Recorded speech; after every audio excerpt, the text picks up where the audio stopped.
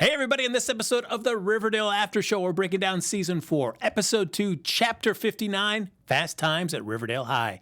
Cheryl gets revenge, Archie stands up for Reggie, and there's a mystery of brewing with Jughead. Oh baby, Riverdale is back. Let's do it. I'm Maria Menounos, and you're tuned in to AfterBuzz TV, the ESPN of TV talk. Now, let the buzz begin. Oh, yeah. Yeah, this is it. This is the time for the Riverdale After Show. Right here on AfterBuzz TV. Look at that. There we go. Oh, that was so nice. Oh, gosh, thank you. I'm going to be going on tour. I'll be announcing my tour dates at the end of the episode. Welcome, everybody, to the Riverdale After Show, breaking down all the craziness that's happening there for our teenagers there in Riverdale. I am Frank Moran. Thank you, everybody. Thank you. And I'm Katie Walski. Hey, guys. And as always, like us on Facebook, give us those 5 stars on iTunes, subscribe to the YouTube channel, and give us a thumbs up while you're there. And folks, if you want to share your thoughts and opinions, we would love to hear them because the chat is up and running. Katie's got her computer. That means it's all ready to go. I'm looking at you guys. Everyone's excited, so we're excited. Let's go, Frank. That's right. Everyone wants to dive in. That's right. We're going to break it down. We'll do some predictions. Maybe we'll find a news story or two to drop at the end of it as well. But before we dive into everything in detail, Katie, what did you think overall? Overall, very happy that we're back to our Riverdale ways. Yes. And also, I'm really excited that now Cheryl has a new enemy. Yes. She's making a stand against Mr. Honey. Yeah. Yeah. I'm excited to see where this goes. No, it was, because certainly last week when we talked about it, it was certainly a change of pace for the show, but it was a very nice emotional farewell to Luke Perry. But we were both saying, okay, when's the craziness happening? And this did not fail to deliver. Yeah. Oh, I'm excited. And I know it's only going to get crazier from here. All right. I feel like the craziest thing we need to talk about, too, is Cheryl. Good old Cheryl Blossom. Because she alluded that she's got a rivalry with the principal that's brewing. Mm-hmm. But there's one thing I want to talk about Cheryl first. Okay. Is that we see her at the beginning of the episode.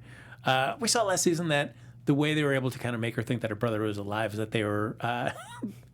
They were faking that her brother was still alive. Mm-hmm. But now we see that she does have, indeed, the dead body of her brother in the basement of Thistle House. Yeah. She's a little wacky. Probably not very healthy for her. I don't think healthy at all. Amazing. She's got it locked away where no one else knows. Anybody that gets close to kind of going in that direction, she is right there saying, no, there's nothing to see here. Right. She also doesn't really have anyone watching her, though. So she kind of like lives alone, you know. So I think it gives her a little freedom to maybe keep a dead body somewhere. I'm also thinking, too, all right, hey, do what you want to do, Cheryl. If you want to have that dead body, cool. But maybe not put it just in front of just like gates, where it's so easy to see through the gates and see that dead body sitting there with the hand sticking out. Right, just one hand perfectly out for anyone to see. Yeah, keep that tucked away around the corner where nobody's going to see it. I don't know why she's not doing that. Look, maybe she wants someone to find him and ask her about it. I don't know. All right, quick thought on Cheryl Blossom. Okay. Do you think that she has gone over the bend and is a cuckoo bird, or because she's got her dead brother hanging out in her basement? Yeah, no, she's definitely crazy. Definitely crazy. But she also has, like, her head on her shoulders. So, I don't know. I think she just has some demons. I worry, though, if Tony and her decide to part ways and she's left alone in Thistle House with only Grandma Blossom and Jason's dead body as their only sources of conversation. She's going to definitely go off the deep end. But only sources of conversation. Yeah, which is not much. So... It definitely, that would be a spiral for her, yeah. I feel like we would definitely see her spiral if that ever happened. So please Tony, don't break up with Cheryl. Got to stick around. We don't. Definitely. Well, we start the episode off with Jughead basically filling us in that after the events of last episode, saying goodbye to Fred. For the rest of the summer, the rest of the crew hung out with Archie all the time. They got dinner with him at Pop's all the time, and it seemed like he was getting better and better as the days went on. Yeah. And then it's time for the first day of school. And then we're here. Yes. It felt like the weird, hey, we're just gonna have a nice hookup sesh before school starts. Yeah, that was. I know. I was like, oh, we're just going to go right into this. Yeah. I mean, I'm happy that my like Fab Four, everyone's back together. Everyone's happy in a relationship. But yeah, I mean, I guess, no one's parents are really around anymore. And they're seniors. Yeah, I guess, get the love on. Sure. All right. But they have so much fun, though, that they forget to set the alarm. And, of course, you're late for your first day of senior class. First day. Come on, guys. Get it together. You ever been late for school? Yes. Was it easy for you to sneak in? Only 1 year when I had my art class, my first period, because my teacher would always be okay with it as long as I grabbed her something on my way in. So if I got her like a granola bar or coffee or something, she would be okay with the 10, 15 minutes late. You could bribe your way out of it. Just her, though. So she's not obviously like Mr. Honey. So No, that's true. I only late once, and it used to be like for our school, you would check down. They had like a Scantron sheet where the teacher would kind of dot everybody who was absent, and then take it down, take it and put it outside the door. And me and two of my friends got there late, and then we just got that sheet and we erased. We were absent, and then we went off and we just hung out for like the rest of that hour of the class. Oh, you just took the hour off. Yeah, that was it. We're like, all right, this was cool. Easy enough. Yes, I got away with it. It was great. So yes, you did mention Mr. Honey, our new principal, played by Kerr Smith. Yeah, how exciting. Yes, so it certainly comes off as very, very rules oriented. Yeah, Mr. Strict. Yes, so there's going to be discipline, there's going to be order, and there's going to be consequences. Which we know does not go well with his group of friends. No. I mean, they don't listen to anything. I mean, if you look at, the only principal we have to compare to is Mr. Weatherby, who started off as, I don't know, he seemed like okay, but then he got sucked into the farm. Yes, so he just kind of turned out to be wacky. Yes. So, I don't know, for a high school, do you need a very strict disciplinarian, or do you need somebody that's going to be compassionate and understanding? I think you need some strictness, definitely, because those are the years when, you're rebelling the most. At least, well, I feel like I did, and I didn't want to do something, or, I was like, oh, no one's going to notice if I just skip class or go out for lunch with the seniors or something, or, come in late. So how many times did you go to the principal's office? Oh, never. Oh, okay. I didn't get enough tardies to get me to the principal's office. Okay, all right. You weren't you didn't need any disciplinary action. No, but I think it is good just to have structure and to know that someone is there to give you consequences, and you can't just go lolly-da, keep doing, those things. Well, one person, as we've been kept on talking about Cheryl Blossom, one person who does not respond well to challenges or being told no. Right. Our good old pal Cheryl Blossom. Cheryl, good old Cheryl. And she wants us to throw a back to school dance. I mean, it's been a rough year last year. We had everything going on with the Griffins and Gargoyles. Rough summer. Yes, rough summer. Let's celebrate with a dance. Right. Yeah. And he says, no. But there's part of me that I guess kind of understand, because he says, the last dance we had here, people were murdered. That's true. He doesn't really know anything about Riverdale too much, or the high school. And he only knows what he's heard or probably read. He hasn't been in the thick of all of it. So I think from an adult perspective, that's probably a normal decision. I guess, because there's part of me that says, like, all right, the last time we had when somebody died, so we shouldn't do that again. But then there's also the part of me, too, it's like, you got to get back on the horse. Right, yeah, you can't just not have dances forever. Yeah, so we should just get right back out and do them and make sure that we're having fun and get away from those terrible memories and make fun ones. Yeah, Mr. Honey, you should just make sure that it's a safer environment. Yeah. If you're all about order and discipline, I feel like you could really set up a nice security system in there to make sure nobody's going to get bothered. Oh, yeah. Yeah. Definitely. Have some parents come and, be there for the prom too? Like security? What do they do? I'm trying to think of the right word.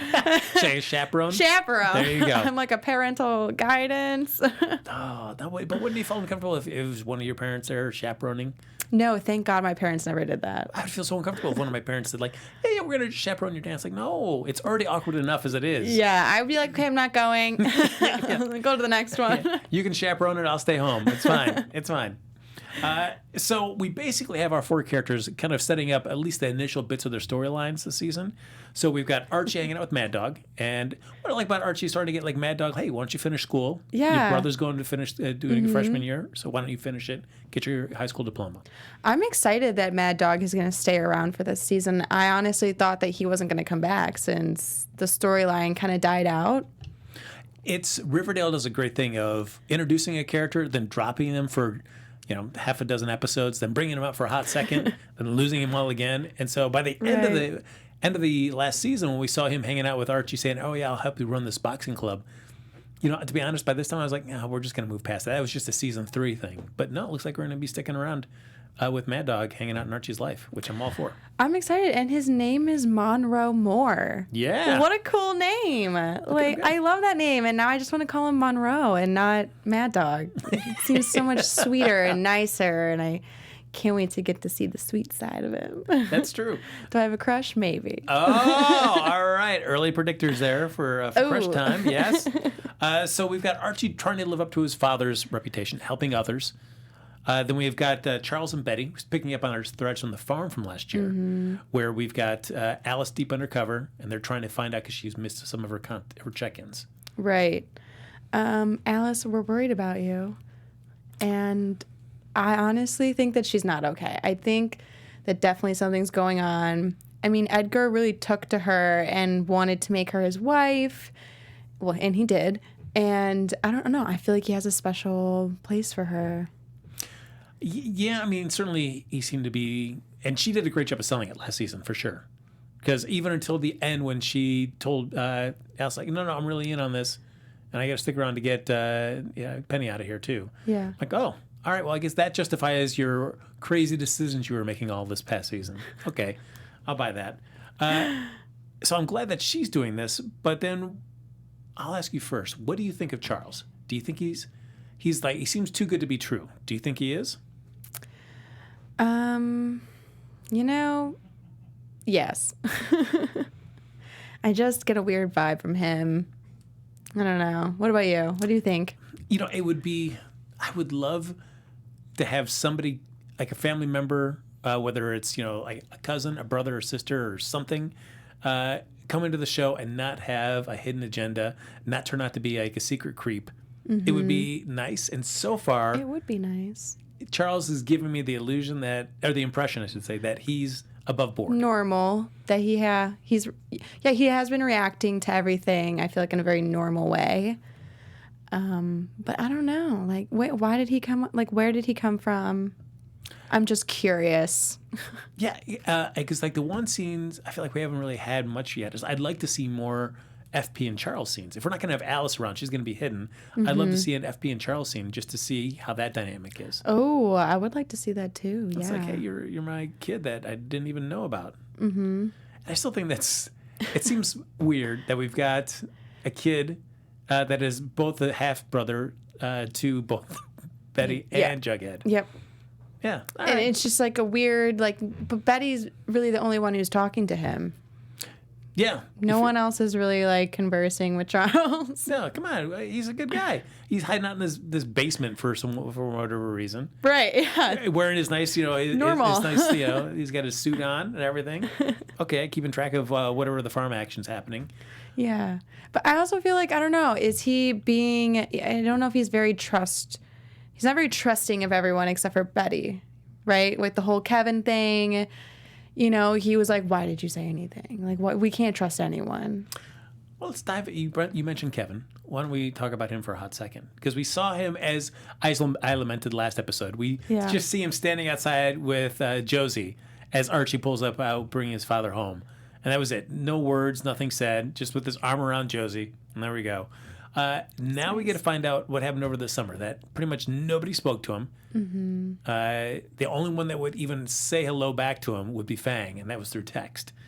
And so he is claiming that he's worked on himself. He realizes he doesn't need the farm, but he does need his friends. So he's trying to mend fences with Betty, but he still seems untrustworthy. Yes, I think I want to agree with Betty during this and just say that he's honestly probably just lonely and confused. From what I'm seeing, I think he's very trustworthy, but he just doesn't know maybe who is his true friend. Like he said, he got dropped from the farm. He felt very lost, but he lost his friends because he joined the farm. So he just needs to really be with his friends and really gain their trust back, I think. And we have a lot of people in the chat. Oh, yes. Who are agreeing, and they're saying that Keven is, we got Arun Pukote. I'm sorry if I butchered your name. But he says, who trusts Keven is true to Betty and helps her, or is he trying to get back in? What do you think?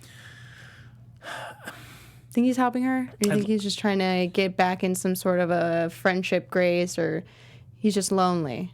I would, again, I would love to give Keven the benefit of the doubt.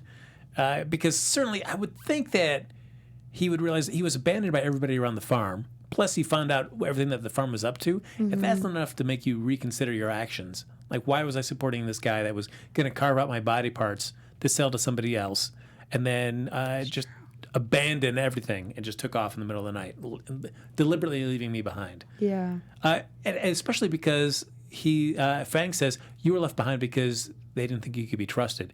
And yet there was nothing that Keven did at the end of last season that even gave you the slightest impression. He was in deep into the farm. Very in deep. He would have gave an organ. Yes. If you just asked him, probably. He was ready to go. I mean, like Betty said, you dragged me by my feet to go get a lobotomy. Yeah. So, it's like, I don't know how anybody got the impression that we couldn't trust you. I mean, maybe they did see that sliver where he is just very loyal to Betty. I was... They've been best friends for a long time. Yeah, that's true. But you know what? The other thing, though, too, is I feel like this show does not do Keven enough justice. As I've talked about last week, too, where it's like you say they've been best friends, and that's what the show says. Yeah, we rarely see them having more than like a scene or two together, and then it's, then it'll go several episodes, and then they'll reconnect for a hot second, and then several more episodes. We never really see them hang out, but there's never a Betty-Keven storyline. There hasn't been in probably like a season or two. Yeah, I agree. They've been very separated, more just like surface level friends because maybe they have been friends for so long. I'm not sure. I mean, again, it goes back to it's all about the core four, and then everybody else is just at the whims of whatever the story dictates. Oh, I guess we could use Keven for a scene here. Okay, let's write Keven in the scene. But we're not going to do really anything else with that character until we need him again. Like, it's a little frustrating. For moments like this, because it's like I could go either way with at least the amount of screen time that you've given me on Riverdale of Keven. I could go either way to whether he's being truthful to Betty or not. So Logan Knight says it was probably something that happened during the summer with Keven and the farm. I don't know. I mean, yeah, it seemed definitely something did happen. Well, they're not friends no more. We do see though that Fang shows up, our good boy Fang, and he's brainwashed. Yeah, he's definitely in. He's in deep. But we end the episode with Keven and Betty and Charles, where Keven does say that he'll tell them give them the fake information and find out where the farm is located. And it looks like they're located at some hotel on the other side of the Maple Barrens. Right. And they're holed up with a bunch of arms, and they're ready to make a stand. Yeah. So I guess I'm going to have to buy what Kevin's saying, especially what we saw in a preview for next week. Right. Yeah. Yes. Okay. We believe you for now, Keven. We're still suspicious. But you know what? You know what we are suspicious of, though? We are never suspicious of our fantastic fans. We are never suspicious, Frank. Oh my God, I loved that ding. So, hey guys, before we move on to our next topic, me and Frank, wanted to let you know that we wanted to say thank you for making us the ESPN of TV talk. And for us to continue to grow, we need your guys' help. So if you're on YouTube right now, please hit that thumbs up button and subscribe. And if you're on iTunes, please give us a 5-star rating, 1, 2, 3, 4, 5. But no matter where you are, please leave us a comment so you can get involved in the conversation. Obviously, we love talking to you guys. We love hearing your thoughts. Most of the time, I feel like we agree, you know? So being a part of AfterBuzz TV has meant so much to all of us, and we truly, truly appreciate your guys' support in doing what we love. So don't forget to tell your friends and keep enjoying all of our shows and check out other shows on AfterBuzz TV. I'm sure that there is more than one that you guys are going to fall in love with. Very true. Very true. There's so many platforms here with so many great shows. So many. I can't even keep up. That's true. I have a whole list that I keep, and it's like pushing a stone up a mountain. It never stops. There's so many new great hosts and great shows. Yes. So we've also got our boy Jughead Forsyth there, where he is being kind of recruited by Stonewall Prep, where we got Mr. Chittings, played by Sam Witwer. Yeah. So, yeah, if you're a big fan of Smallville, he was on there. Or if you're a big fan of the Clone Wars, he was the voice of Darth Maul on that show. But now playing Mr. Chitting. I'm excited on it. I think Jughead needs to go. You know, it needs to go, but I felt like the show really laid it on heavy-handed. That, like, yeah, the Stonewall Prep is a bunch of tools. Go to Stonewall Prep. Mm-hmm. When Mr. Chitting says, "Hey, just come over for a tour," and hooks him up with Brett, man, could you not think of like a worse person to set you up with for Brett. a tour? Even his name, Brett. I mean, it just he was so obnoxious. Like, how is that going to sell me on going to your school, having to talk to this really obnoxious guy? Right. I mean, they're just giving you a feel for the school, I guess. Yeah, Plus all the amenities. I mean, yeah, certainly. Certainly, yeah. I mean, Brett goes on to talk about like how amazing all the stats for the school, how incredible it is, and but also the teachers are out of touch, except for Mr. Chitting. He gets it, and not just because he's coming up right behind me. Yeah, but I thought Brett was the worst tour guide that you could have to get somebody to go like, yeah, this seems cool. Yeah, I'll go to the school. Especially Jughead, who doesn't really, vibe with those kinds of personalities. He's more of a loner. So, yeah, to put someone like Brett with him is a little shocking. And so he does go to a salon the following day where they get to talk about Moby Dick. I've never read Moby Dick. You? No, I was supposed to. Don't tell my 9th grade literary teacher. Uh-oh, I'm sure you're watching. 9th grade literary teacher. She definitely is. Oh, yes. Busted. Yeah, I never read it. I've never seen any of the films, like with Gregory Peck. I've never read the Cliff Notes. I mean, I can tell you, like, call me Ishmael. That's the only thing that I know. It's about a whale, right? There you go. That's right. But they do the salon, and Jughead's able to drop a little knowledge there, which seems to like shut up the rest of the people in the class. He did. Like Brett is just sitting there like, I want to like tell him he's wrong, but I mean he quoted him. I was like, all right. No, I totally agree. Yeah, Brett with his face was like, like, yeah, I want to say something to you, but I know that it's not going to be right. So. Yeah, so it's like, and Jughead loves it. He goes, oh, well, he loves it because he tells everybody back at Riverdale High, it's like, yeah, to hang out with people that have actually read Moby Dick. But I'm also thinking, like, well, so far of that salon, we never really saw much of anything. We saw people griping about having to read it. And then we saw Brett being frustrated because Jughead had brought up a good point. Right. But we didn't really hear anything else from any other student. Made me think like, yeah, these guys, it was a really in-depth discussion about Moby Dick. Right. There was no discussion. There was just Jughead's comment. And then it all like quieted down after that. Yeah, and then we left. Yeah. We left the scene. But just to make sure that, Jughead's adamant. It's like, no, I don't want to do this. FP's like, yeah, you should go to do this. And then it comes down to a class where everybody's in and the teacher comes out with a summer reading. And I don't know, I've never had a teacher in high school give me summer reading. No, I know that, extra credit, but never mandatory. So she decides to read, and it's really dull. A glacier pace. Yes. And then Betty does something which I would never have the guts to do, is to walk out in the middle of the class while the teacher's standing up there reading. It's senior year, baby. Like, what do you want from them? But they just walk out. Come with me. We're going to walk out right now. The fact that she doesn't say anything, she just keeps reading and lets that go. I'm like, what kind of... She's checked out. I know. We both looked at each other like, what? I mean, it's day 2, day 3, and already checked out. Late the first day, left class the second day. Ugh. So by the end of the episode, though, he decides he's going to go to Stonewall. Good. Yes. Yeah. I can't wait to see what all these crazies do over there. Now, speaking of crazies, though, we don't have to go all the way to Stonewall Prep to find crazies. Sometimes it's as close as one of our best friends and their father. Because we do get to see Reggie. Mm-hmm. We saw a little bit of it last season when he showed up talking to them after they brought up the Gold Griffin and Gargoyles game. He showed up talking about the Shiner and had it from his dad. This time he's got another one, and we get to see Reggie being belittled by his dad at a football practice. Yeah. That came out a little left field. Gotta say, I did not think that storyline would happen. I was wondering where he had the black eye last episode.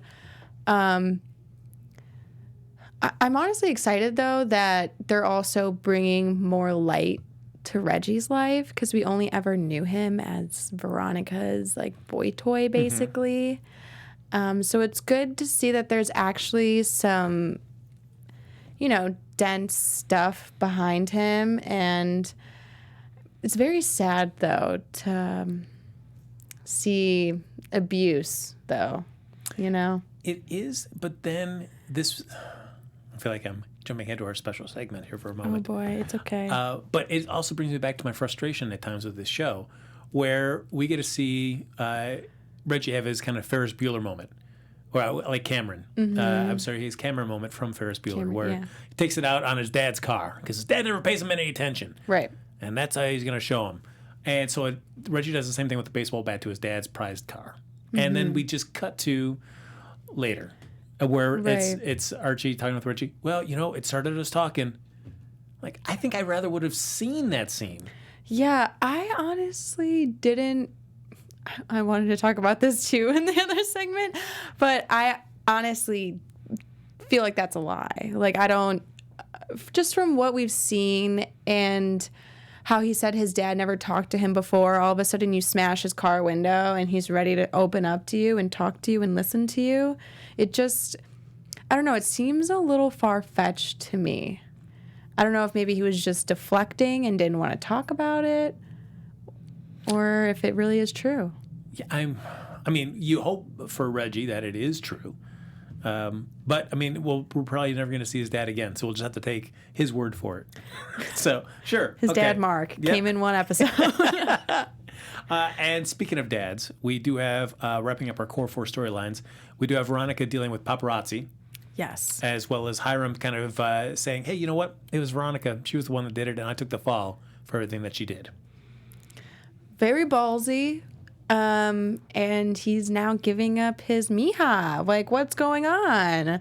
I thought, I know, Lodge family over everything, besides maybe Hermione, but that's his daughter. And I'm a little shocked that I'm 90% shocked, 10% not shocked, because it's Mr. Lodge. But I didn't think he would maybe stoop that low to throw his daughter under the bus again. Yeah, I'm not surprised at anything that Hiram does at this point. But we end the episode because we're kind of figuring out what's going to be the hook for the season, and we've got to see some tantalizing things. Cheryl and Mr. Honey. What's going to happen with Reggie and his dad? That's a certainly tantalizing hook. Alice and the farm and Charles and Betty. But it ends up being at least the flash forward we get at the end of the episode is to spring break. And we see everybody searching for Jughead after he says, I'm going to Stonewall. It's going to be great. Yeah. Oh, my God. That just gave me flashbacks to when he got beat up so bad that he almost died in a bush. That's not funny. But it is, I don't know, I'm getting like flashbacks. I'm like, is he going to be really dead this time? Like, I don't know. I mean, I saw that. I mean, at the end of last season, they burned his beanie. look, prep boys don't mess around. They're rich and their parents can cover stuff up. So Well, that's where my brain went to. you know, I feel like it's time for us to do the hottest new special segment. Yes. For Riverdale. Riverdale Rance, guys. Do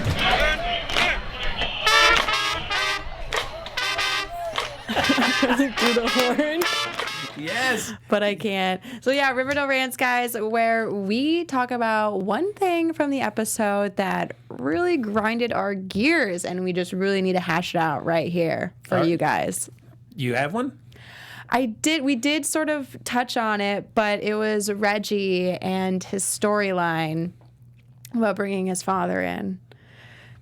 I feel like I should be more sensitive about this, but honestly, I'm just like, where is this coming from? It's very left field. And again, like, is this just going to go away and then we don't see Mark for like 8 episodes and then he randomly comes back in? Yeah, that's the frustrating thing about the show. Mine, I am torn between 2 rants, but I guess I'll go with my second one, and that is having to deal with Veronica, because she at the end of the her story arc for this episode, she goes, "All right, I'm finally going to make a stand. The paparazzi are right outside her door. One, how they even got into Riverdale High, terrible, especially for a new principal. That's all about order and discipline. Yeah, they came from all different angles. Yeah, so already, Mr. Honey, you have failed. But they show up at Veronica's home. And she slams the door and then composes herself for a moment and then opens it up and says, you know, I'm only going to give one statement, and it's going to be the beginning and end of anything I have to say, but I'll only do it at Le Bon Nuit Speakeasy, and there will be a special performance. After the performance. I will have a press conference after my performance. So we have to, like, these poor journalists. Well, I can't say poor journalists because there's, you know, they're just, you know, invading a high school, you know, a senior year high school student's life to get whatever salacious scoop they have. Right, so they're dirty. They're sleazy and they're scummy. Okay, sure, but they also it's so self-indulgent of Veronica to say, "You come and watch me sing all that jazz, and then I'll tell you what you need to hear." Look, she's a business lady, and she got herself her audience, and maybe she made a little bit of revenue while they were there. Oh, I was like, come on, guys. But yeah, that was a little like, why? So awful. So awful. I mean, hot second, mini 10-second Riverdale rant was also when we see they set up Kevin to go find Fang to give him, you know, to lure him out. So Kevin can kind of give him this false information. Right. But nobody's there except for Betty. Yeah. Why isn't the FBI then just following Fang so they can find it until it takes all the rest of the episode for Fang to get released that information? Well, you see, this is where I have my suspicions about Charles. Well, what the heck is Charles doing in that basement? Is he really with the FBI? Is his badge fake? Betty, did you do your research on him? Those are hot Riverdale rants. So if you've got a rant, chime away in the chat or leave a comment down below. We'd love to hear what made you want to rant this episode. Yes. As we're getting to wrap up, though, you know, I guess we can do a little bit of predictions here. We're almost running out. So, AfterBuzz TV predictions. Ooh. So many things have been set up this episode for the season. What is something that you feel you're going to be seeing? I'm very excited for the Stonewall Prep people. I want to get to know them. I want to get to see all these crazies over there. I want to know the dynamic that are going to happen with Jughead while he's there. I don't know. I'm ready for those prep boys, prep girls. I want to see what's going on over there. See more of Brett. Oh, Brett. Yo, Brett's not too hard to look at, though, so he can be all moody all he wants, but he looks good while doing it. Also, I really feel like Alice is in danger. I feel like she's being held hostage and that maybe Edgar found out about her little deal with the FBI. Oh, all right. Yeah, boy, it doesn't seem like it's a hard prediction to make that everything is not on the up and up with Mr. Chitting. I'm sure there's going to be something. Every sort of kind of mentor figure almost invariably ends up having some kind of dark secret about them that's going to drag Jughead down, and it's going to lead into this whole big thing that happens somehow on spring break where Jughead ends up missing. Damn you, Mr. J. We're calling it now. Damn you. Folks, that's going to do it for this episode of the Riverdale After Show. Time flies when you're breaking down a fun show like this. Yes, and there's so much craziness to talk about. Oh, yes. But as always, like us on Facebook, give us those 5 stars on iTunes, subscribe to the YouTube channel. Thank you, everybody, for hopping into the chat. But if you want to stay in touch with either of us, even after the show's over, Katie, where can they find you? You guys can find me on Instagram and Twitter at KatieWalski_. Chat me up. Chat her up as I'm drinking my water. Delicious. Follow me on Twitter and Instagram at HappyGoJackie. Folks, that's going to do it for this episode of the Riverdale After Show. We'll be back here next Wednesday night. That is right. Yes. With an all-new episode right here on AfterBuzz TV. See ya. Our founder, Keven Undergaro, and me, Maria Menounos, would like to thank you for tuning in to AfterBuzz TV. Remember, we're not just the first, we're the biggest in the world, and we're the only destination for all your favorite TV shows. Whatever you crave, we've got it. So go to AfterBuzzTV.com and check out our lineup. Buzz you later. The views expressed herein are those of the hosts only and do not necessarily reflect the views of AfterBuzz TV or its owners or principals.